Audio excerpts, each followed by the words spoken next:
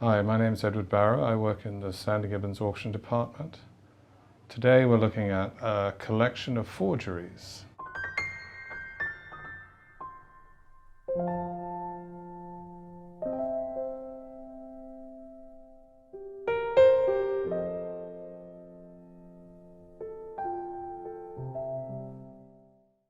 Now, it may seem ironic that we want to collect forgeries.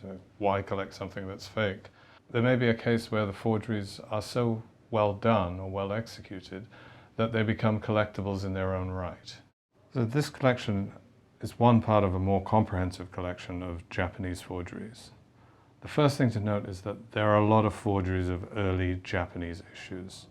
In fact, if you take a typical old-time collection, such as the one that I just have here, this old imperial album, about 95% of the stamps you'll find will be forgeries.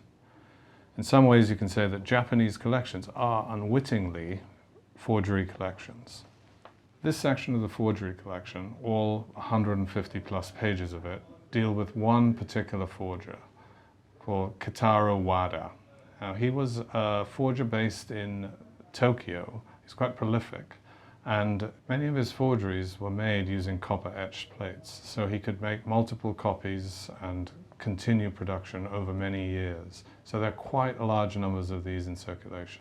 Most of his forgeries were sold in a used state, but he used cancels from odd locations from various other places. So for example, here he has some series of stamps cancelled with Voice of the Crane Bookstore Tokyo, which has no postal meaning. He has other ones here that deal with receipts for wages, which he's used that hand stamp to cancel stamps. Another one here, he has the Facility of Medicine at the pharmaceutical office. So he's used these things, assuming that the person reading it may not know that this was not a postal cancel or couldn't read the Japanese characters, which sort of says that a lot of what he was making was for the export market. In line with this, we have here one of his tourist sheets. These were made for visiting tourists who could buy a sheet of stamps quite cheaply and take it home as a souvenir. So here we have a sheet of mint examples. These were thought to be used as samples to send to dealers to show the sort of work that he was doing.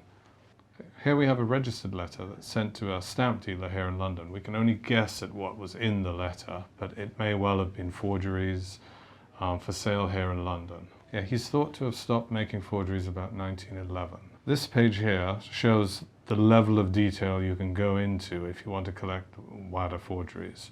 And this just covers one particular issue. Some of his creations are really quite appealing, like this letter sheet here. If you're interested in forgeries, there are other forgers featured in this collection. Here I have a sheet from the Barrow forgeries. There is often published literature to guide and encourage the collector.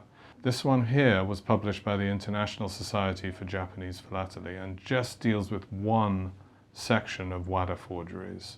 If you're interested in this lot, this will be featuring in our November sale. Thanks for watching, hope to see you there.